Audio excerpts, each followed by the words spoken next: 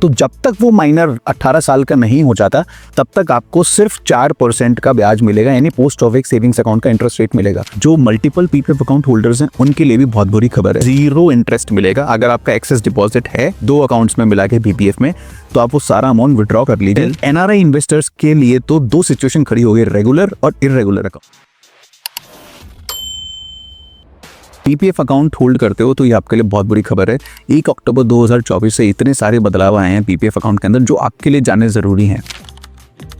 सबसे पहले शुरू करते हैं, अगर आपने किसी माइनर के नाम पे, अपने बेटे या बेटी के नाम पे पीपीएफ अकाउंट खोल रखा है, तो जब तक वो माइनर 18 साल का नहीं हो जाता तब तक आपको सिर्फ 4% का ब्याज मिलेगा, यानी पोस्ट ऑफिस सेविंग्स अकाउंट का इंटरेस्ट रेट मिलेगा। अगर पोस्ट ऑफिस सेविंग्स अकाउंट की इंटरेस्ट रेट और कम होगी तो आपको और कम इंटरेस्ट मिलेगा। जो स्टैंडर्ड 7.10% का इंटरेस्ट है वो आपके माइनर अकाउंट्स में पीपीएफ में नहीं मिलेगा आपको। So this is a very big change. ये बहुत बुरी खबर है सारे माइनर पीपीएफ अकाउंट होल्डर्स के लिए। दूसरी चीज, जब आपका माइनर सन या डॉटर 18 साल का होगा तब से उसको फुल इंटरेस्ट रेट जो भी उस समय पीपीएफ पे एप्लीकेबल होगा वो इंटरेस्ट रेट मिलना शुरू होगा 18 होने के बाद, प्लस उसका 15 इयर्स का मैच्योरिटी पीरियड भी वहां में उसकी 18th बर्थडे की डेट से कैलकुलेट होगा।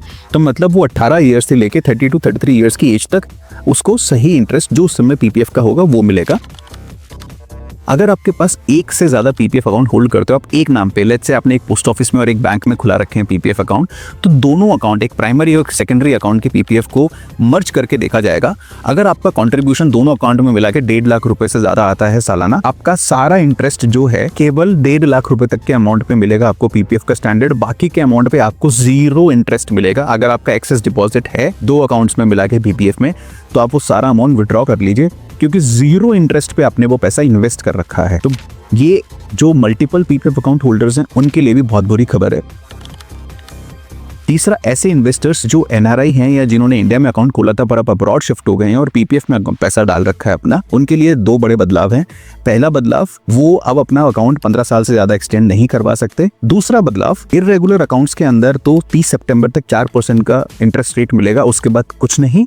और दूसरा बदलाव, जो रेगुलर एनआरआई पीपीएफ अकाउंट्स हैं उनके अंदर भी 30 सितंबर तक आपको 7.1% का जो स्टैंडर्ड इंटरेस्ट रेट है वो मिलेगा, और 1 अक्टूबर से 4% का इंटरेस्ट रेट मिलेगा सिर्फ, जो कि पोस्ट ऑफिस सेविंग्स अकाउंट का इंटरेस्ट रेट है।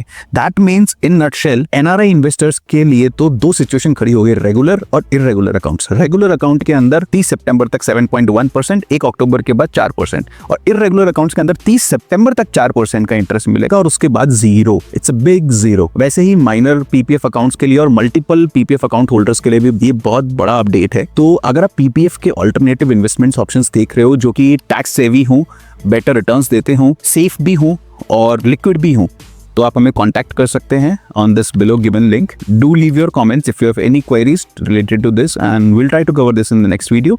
If you want to reach out to us regarding investment advisory or your financial planning or your tax planning, do click on the link below and fill out the form and we'll get back to you.